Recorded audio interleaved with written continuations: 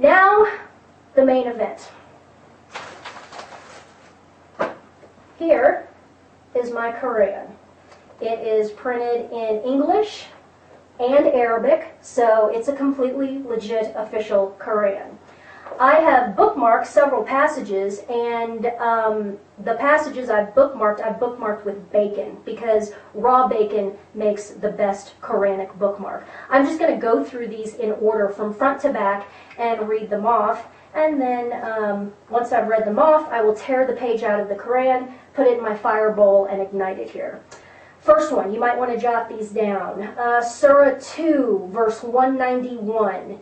And fight the infidels wherever you find them, and expel them from the place they had turned you out from. Evil, evil garbage. In it goes, and up in flames. Go back to hell where you came from. And I'll discard my bacon bookmark here.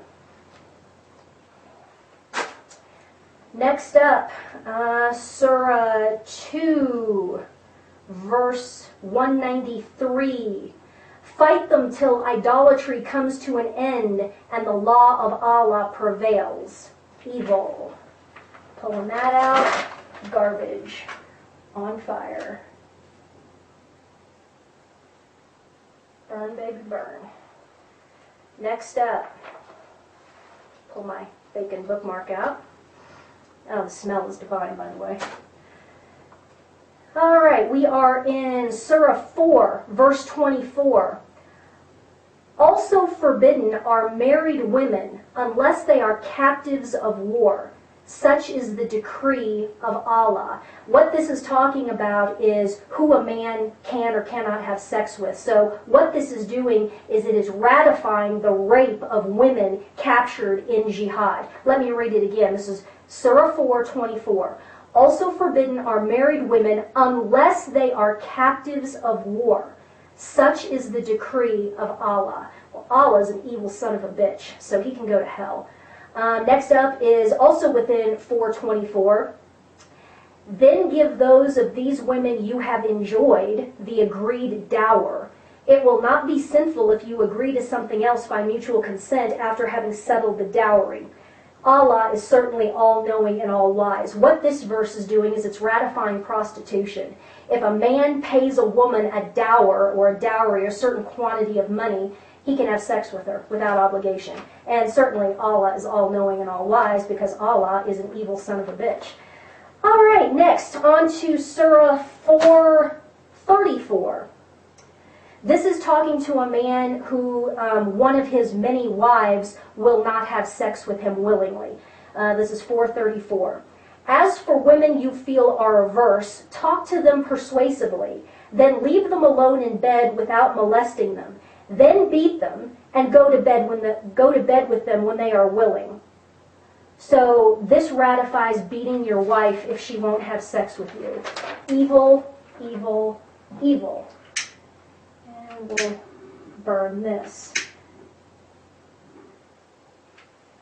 because that has no place in a civilized society. Next up, let's go to, this is Surah 5:33. The punishment for those who wage war against Allah and His Prophet, who is Muhammad, and perpetrate disorders in the land is to kill or crucify them and have a hand on one side and a foot on the other cut off. Evil. Burn, burn, burn. Okay, pull my bookmark out.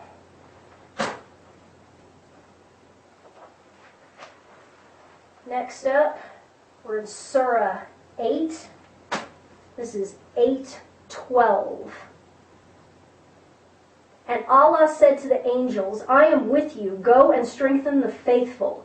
I shall fill the hearts of infidels with terror, so smite them on their necks and every joint and incapacitate them. This is the call to beheading the infidels. This is where that all comes from. And it's evil, so we will burn that.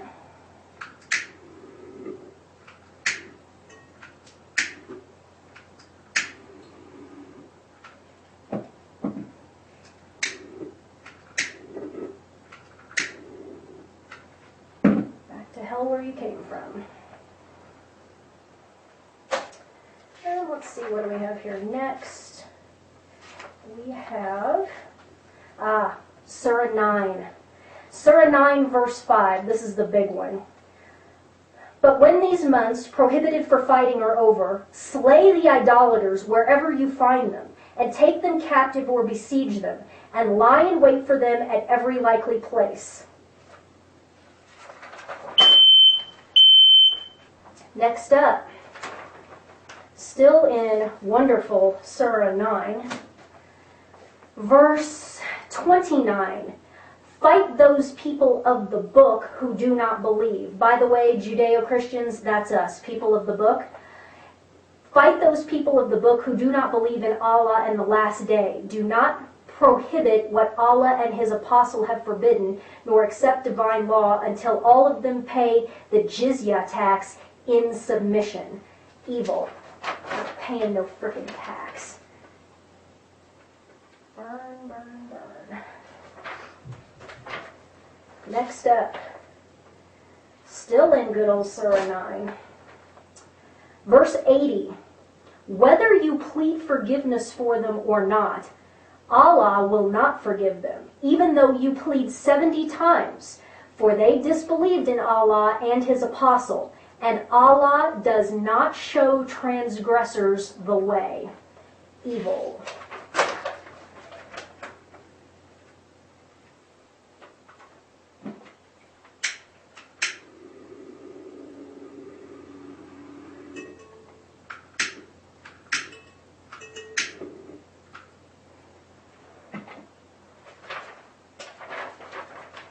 Next up, we're still in Surah 9, verse 123.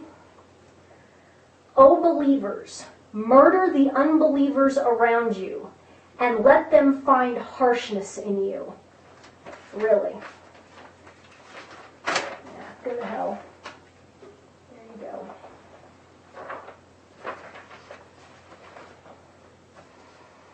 Now we are in Surah 13, verse 42. Surely those who had gone before them did deceive, but Allah is all-deceiving, for He has knowledge of what each does. This is calling God a deceiver and a liar, which implies that really Allah's true identity is Satan. And I think we can all agree to that.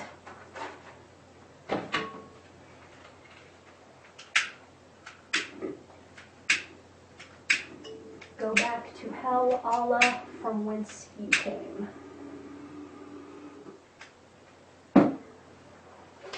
Next up, Surah 23, verse 1. The true believers will be successful who are humble in their service, who shun all frivolities, who strive for betterment, who guard their sex, except from their wives and women slaves of old. This ratifies concubinage. Evil. And we'll burn that.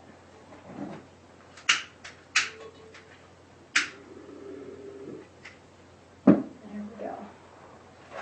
Next up, Surah 47, verse 4. So when you clash with the unbelievers, smite their necks until you overpower them, then hold them in bondage. Yeah, I'd like to see you try.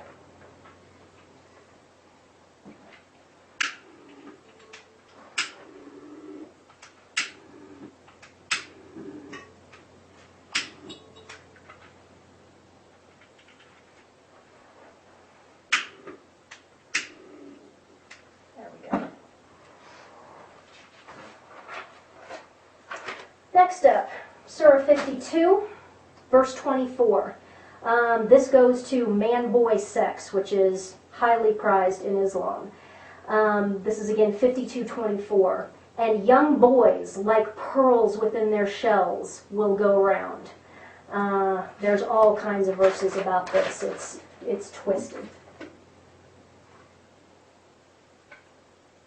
And I'll be writing an essay on homosexuality and homosexual pedophilia and heterosexual pedophilia within Islam very, very shortly. because it's a cultural norm. Next up is Surah 56, verse 17. Again, boys of never-ending bloom will pass round to them cups and decanters. Never-ending bloom means never-ending pubescence. And that's what the Muslim man is taught to find sexually attractive, is prepubescent and pubescent boys. It's truly, truly disgusting. Most men, or most boys in Islamic culture do not escape their childhood without being anally and orally raped by men. And then they, in turn, perpetuate the cycle of sexual abuse. And most men in Islamic cultures are homosexuals/homosexual pedophiles. Now to Surah 65, divorce, 65:4. As for your women who have lost hope of menstruation, and in case you have doubt, the prescribed period of waiting for them is 3 months, as also for those who have not menstruated yet. What this is doing is ratifying sex with prepubescent girls. Let me read it again. As for your women who have lost hope of menstruation, that would be older women, and in case you have a doubt, the prescribed period of waiting for them is 3 months, as also for those who have not menstruated yet. So this is ratifying sex with girls who are, under 12, 13 years old, which is evil. There is no other word for that. It's evil. So we'll burn that. And then finally, last citation here is Surah 76. Verse 19, and boys of everlasting youth will go about attending them. Looking at them, you would think that they were pearls dispersed. Again, young boys as sex objects. Disgusting. Filthy, evil, satanic, disgusting. The whole thing, front to back. I just picked out a few. Every single page has something like that.